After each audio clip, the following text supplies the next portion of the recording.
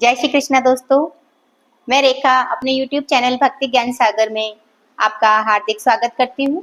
और आज मैं आपके लिए लेकर आई हूँ दुर्गा सप्तशती का पाठ, जो कि मैंने आपको पहले ही कहा था कि इन नवरात्रि के दिनों में दुर्गा सप्तशती का पाठ करना चाहिए। तो आइए हम पाठ को शुरू करते हैं। और प्रत्येक दिन मैं जो है आपको एक एक अध्याय सुनाऊंगी और इन 9 दिनों में हम पूरी दुर्गा सप्तशती के पाठ सुनेंगे। तो आज पहला अध्याय मैं आप लोगों को सुनाने जा रही हूँ, तो आप ध्यान से सुने और इसे पूरा सुने, बीच में बंद ना करें। इससे माता का अपमान कहलाता है। जब आप जो है अवकाश में हो घर के कार्य से, और उसी समय पूजा के समय आप इसे सुने, विश्राम के समय ही आप इसे सुने, ताकि आप इसे छोड़कर अन्य कार्य ना करें। तो इस बात का आप ध्यान रखें। और माता की पूजा अर्चना जैसे भी आप करते हैं वैसे प्रतिदिन आपको करनी चाहिए। और माता की 9 रूपों की कथा मैंने जो है अपने वीडियो चैनल में डाल रखी है। आप प्रत्येक दिन माँ के हर एक रूप की कथा सुन सकते हैं। उसी के साथ प्रत्येक दिन आप इसका एक अध्याय भी सुने। इससे माता की विशेष कृपा आपके ऊपर होगी और माता आपके सारी मनोकामनाएं पूर्ण करेंगी। ऐसी आशा के साथ चलिए शुरू करते हैं। और इससे पहले अगर आप नए हैं तो आप मेरे चैनल को सब्सक्राइब कर लें, ताकि आगे आने वाले सभी वीडियो के नोटिफिकेशन आप तक आ सकें। तो चलिए शुरू करते हैं। बोलो दुर्गा सप्तशती की जय। पहला अध्याय, श्री दुर्गाय नमः। पहला अध्याय, मेधा ऋषि का राजा सूरत और समाधि को भगवती की महिमा बताते हुए मधुकैटंब वध का प्रसंग सुनाना। विनियोग। ओम प्रथम चरित्र के ब्रह्मा ऋषि महाकाली देवता गायत्री छंद नंदा शक्ति रक्त दंडिका बीज अग्नि तत्व ऋग्वेद स्वरूप है। श्री महाकाली देवता की प्रसन्नता के लिए प्रथम चरित्र के जप में विनियोग किया जाता है। ध्यान। भगवान विष्णु के सो जाने पर मधु और कैटंब को मारने के लिए कमल जन्मा ब्रह्मा जी ने जिनका स्तवन किया था, उन महाकाली देवी का मैं सेवन करता हूँ। और वे अपने 10 हाथों में खड़ग चक्र गदा बाण धनुष परीक शूल भुषुंडी मस्तक और शंख धारण करती है। और उनके 3 नेत्र हैं। वे समस्त अंगों में दिव्य आभूषणों से विभूषित है और उनके शरीर की कांति नीलमणि के समान है, तथा वे 10 मुख और 10 पैरों से युक्त हैं। ओम चंडी देवी को नमस्कार है। मार्कंडेय जी बोले, सूर्य के पुत्र स्वर्णिंग जो 8वें मनु कहे जाते हैं, उनकी उत्पत्ति की कथा विस्तार पूर्वक कहता हूँ। सुनो। सूर्य कुमार महाभाग स्वर्णिंग भगवती महामाया के अनुग्रह से जिस प्रकार मनवंतर के स्वामी हुए, वही प्रसंग सुनाता हूँ। पूर्व काल की बात है। सवारो चिच्चिस मनवंतर में सूरत नाम के एक राजा थे, जो चैत्र वंश में उत्पन्न हुए थे और उनका समस्त भूमंडल पर अधिकार था। वे प्रजा का पालन अपने और पुत्रों की भांति पूर्व धर्म पूर्वक पालन करते थे। तो भी उस समय कोलादिवंशी नाम के क्षत्रिय उनके शत्रु हो गए। राजा सूरत की दंड नीति बड़ी प्रबल थी और उनका शत्रुओं के साथ संग्राम हुआ।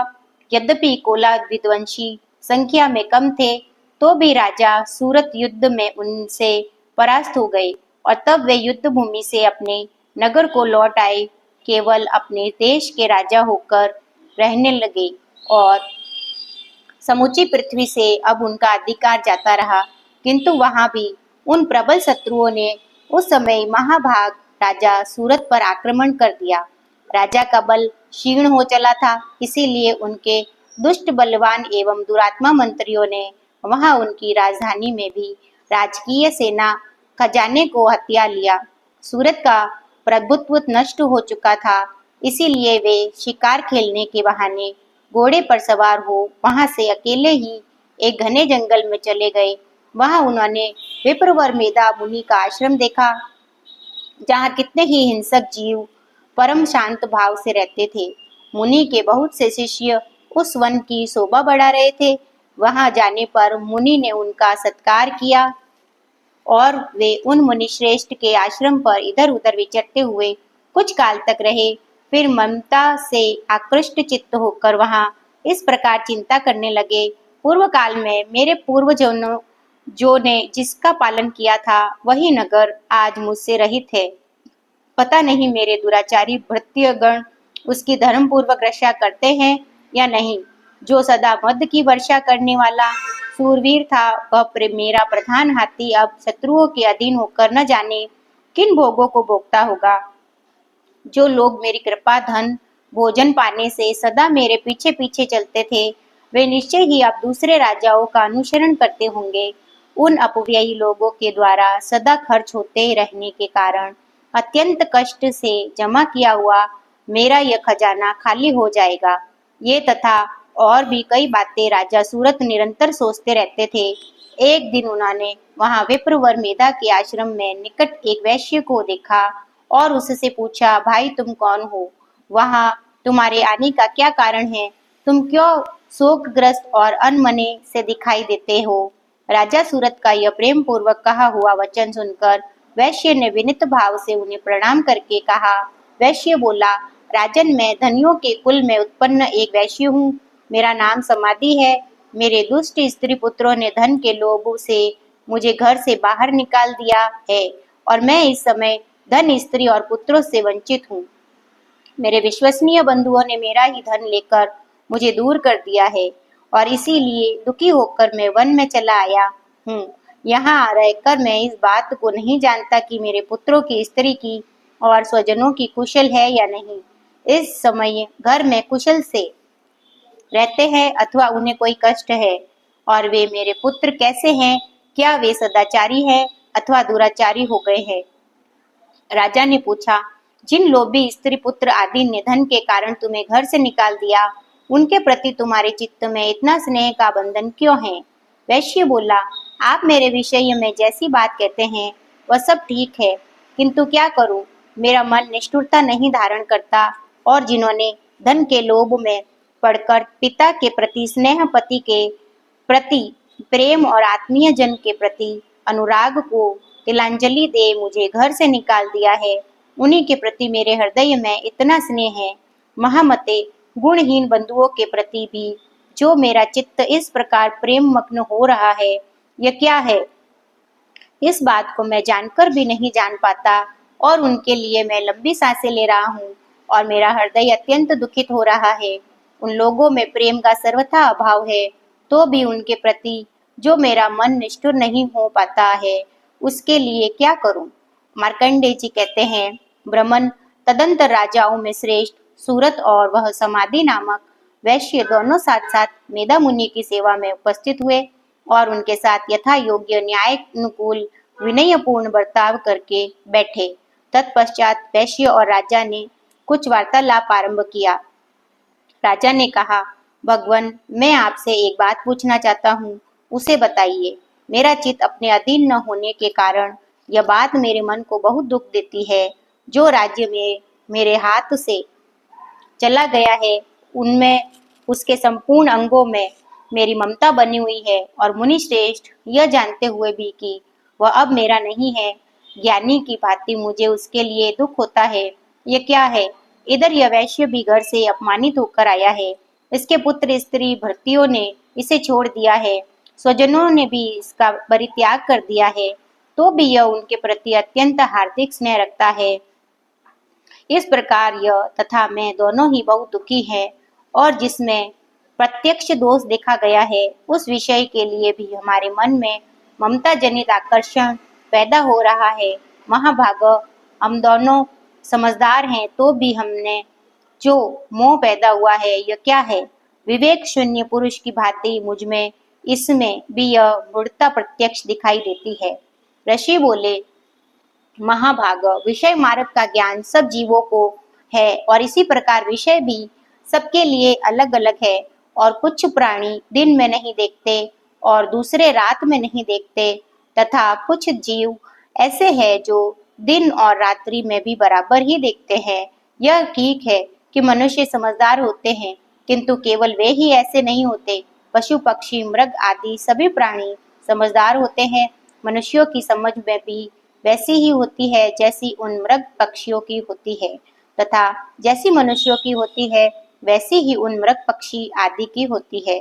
यह तथा अन्य बातें भी प्राय दोनों में समान ही है। समझ होने पर भी वह इन पक्षियों को तो देखो, ये स्वयं भूख से पीड़ित होते हुए भी मोहवश बच्चों की चोंच में कितने चाव से अन्न के दाने डाल रहे हैं। नर श्रेष्ठ, क्या तुम नहीं देखते कि ये मनुष्य समझदार होते हुए भी लोभवश अपने किए हुए उपकार का बदला पाने के लिए पुत्रों की अभिलाषा करते हैं। यद्यपि उन सब में समझ की कमी नहीं है, तथापि वे संसार की स्थिति बनाए रखने वाले भगवती महामाया के प्रभाव द्वारा ममतामय भंवर से युक्त मोह के गहरे गर्त में गिराए गए हैं। इसीलिए इनमें आश्चर्य नहीं करना चाहिए। जगदीश्वर भगवान विष्णु की योग निद्रा रूपा जो भगवती महामाया है, उन्हीं से यह जगत मोहित हो रहा है, और वे भगवती महामाया देवी ज्ञानियों के भी चित्त को बलपूर्वक खींचकर मुंह में डाल देती है। वे ही इस संपूर्ण चराचर जगत की सृष्टि करती है तथा वे ही प्रसन्न होने पर मनुष्यों को मुक्ति के लिए वरदान देती है। वे ही पराविद्या, संसार बंधन और मोक्ष की हेतुभूता सनातनी देवी तथा संपूर्ण ईश्वरों की भी अधीश्वरी है। राजा ने पूछा, भगवान, जिन्हें आप महामाया कहते हैं, वे देवी कौन है? ब्राह्मण, उनका आविर्भाव कैसे हुआ तथा उनके चरित्र कौन कौन है? ब्रह्मवेताओं ने श्रेष्ठ महर्षि, उन देवी का जैसा प्रभाव हो, जैसा स्वरूप हो, जिस प्रकार प्रादुर्भाव हुआ हो, वह सब मैं आपके मुख से सुनना चाहता हूँ। ऋषि बोले, राजन, वास्तव में तो वे देवी नित्य स्वरूपा ही है। संपूर्ण जगत उन्हीं का रूप है और उन्होंने समस्त विश्व को व्याप्त कर रखा है। तथापि उनका प्राकट्य अनेक प्रकार से होता है। और मुझसे सुनो, यद्यपि वे नित्य और अजन्मा हैं, तथापि जब देवताओं के का कार्य सिद्ध करने के लिए प्रकट होती है, उस समय लोक में उत्पन्न हुई कहलाती है।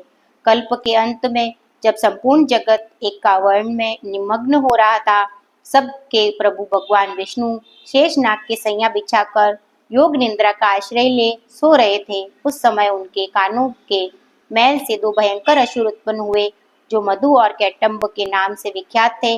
वे दोनों ब्रह्मा जी का वध करने का तैयार हो गए।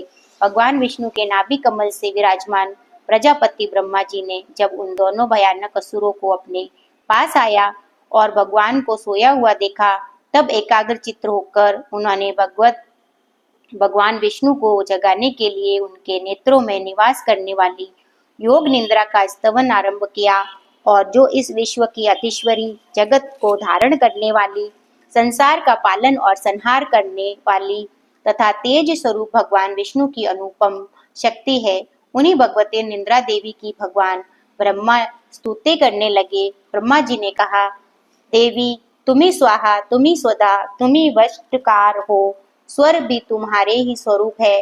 तुम्ही जीवनदायिनी सुधा हो। नित्य अक्षर प्रणव में आकार, उकार, मकार, इन तीन मात्राओं के रूप में तुम्ही स्थित हो तथा इन तीन मात्राओं के अतिरिक्त जो बिंदु रूपा नित्य अर्थ मात्रा है, जिसका विशेष रूप से उच्चारण नहीं किया जा सकता, वह भी तुम्ही हो। देवी, तुम्ही संध्या, सावित्री, परम जननी हो। देवी, तुम्ही विश्व ब्रह्मांड को धारण करती हो। तुमसे ही इस जगत की सृष्टि होती है, तुम्ही से इसका पालन होता है। सदा तुम्ही कल्प के अंत में सबको अपना ग्रास बना लेती हो, और जगतमयी देवी, इस जगत की उत्पत्ति के समय तुम सृष्टि रूपा हो, पालन काल में स्थिति रूपा हो, कल्पांत के समय संहार रूप धारण करने वाली हो। तुम्ही महावेद्या, महामाया, महामेधा, महास्मृति, महामोह रूपा, महादेवी, महासुरी हो। तुम्ही तीनों गुणों को उत्पन्न करने वाली सबकी प्रकृति हो। भयंकर काल रात्रि, महारात्रि, मोहरात्रि भी तुम्ही हो। तुम्ही श्री, तुम्ही ईश्वरी, तुम्ही हीम, तुम्ही बोध स्वरूपा बुद्धि हो। लज्जा, पुष्टि, दृष्टि, शांति और क्षमा भी तुम्ही हो। तुम खड्ग धारिणी, शूल धारिणी, घोर रूपा तथा गदा, चक्र, शंख, धनुष धारण करने वाली हो। बाण, भुसुंडी और परीत, ये भी तुम्हारे अस्त्र हैं। तुम सौम्य और सौम्यंतर हो। इतना ही नहीं, जितने भी सौम्य और सुंदर पदार्थ है, उन सब की अपेक्षा और अत्यधिक सुंदरी हो, और परम अपर, सबसे परे रहने वाली परमेश्वरी तुम्ही हो। सर्वस्वरूपे देवी, और कहीं भी सत्य असत्य रूप जो कुछ वस्तुएं हैं, उन सब की जो शक्ति है वह तुम्ही हो। और ऐसी अवस्था में तुम्हारी स्तुति क्या हो सकती है? जो इस जगत की सृष्टि, पालन और संहार करते हैं, उन भगवान को भी जब तुमने निंद्रा के अधीन कर दिया है, तब तुम्हारी स्तुति करने में यहाँ कौन समर्थ हो सकता है? मुझको, भगवान शंकर को तथा भगवान विष्णु को भी तुमने ही शरीर धारण कराया है, अतः तुम्हारी स्तुति करने की शक्ति किसमें है? देवी, तुम तो अपने इन उदार प्रभावों से प्रशंसित हो। ये जो दोनों दुर्दश असुर बधु कैटंब हैं, इनको मोह में डाल दो। जगदीश्वर भगवान विष्णु को शीघ्र ही जगा दो और साथ ही इनके भीतर इन दोनों महान असुरों को मार डालने की बुद्धि उत्पन्न कर दो।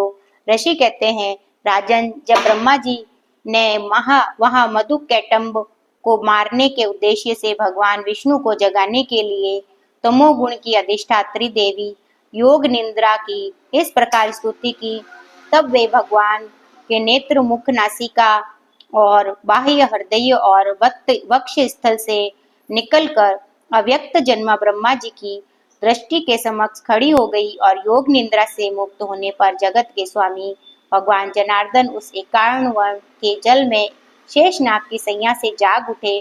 फिर उन्होंने उन दोनों असुरों को देखा। दुरात्मा मधु और कैटंब अत्यंत बलवान तथा पराक्रमी थे। क्रोध से लाल आंखें किए ब्रह्मा जी को खा जाने के लिए उद्योग कर रहे थे। तब भगवान हरि ने उठकर उन दोनों के साथ 5000 वर्षों तक केवल महायुद्ध किया। वे दोनों भी अत्यंत बल के कारण उन्मत्त हो रहे थे। इधर महामाया ने भी उन्हें मोह में डाल रखा था। इसीलिए वे भगवान विष्णु से कहने लगे, हम तुम्हारी वीरता से संतुष्ट हैं, तुम हम लोगों से कोई वर मांगो। श्री भगवान बोले, यदि तुम दोनों मुझ पर प्रसन्न हो तो अब मेरे हाथ से मारे जाओ। बस इतना सा ही मैंने वर मांगा है, यहाँ दूसरे किसी वर से क्या लेना है। और ऋषि कहते हैं, इस प्रकार धोखे में आ जाने पर जब उन्होंने संपूर्ण जगत में जल ही जल देखा, तब कमल नयन भगवान से कहा कि जहाँ पृथ्वी जल में डूबी हुई न हो, जहाँ सूखा हो स्थान हो, वही हमारा वध करो। और ऋषि कहते हैं, तब तथास्तु कहकर शंख, चक्र और गदा धारण करने वाले भगवान ने उन दोनों के मस्तक अपनी जांघ पर रखकर चक्र से काट डाले। और इस प्रकार देवी महामाया ब्रह्मा जी की स्तुति करने पर स्वयं प्रकट हुई थी। अब पुनः तुमसे उनके प्रभाव का वर्णन करता हूँ, सुनो।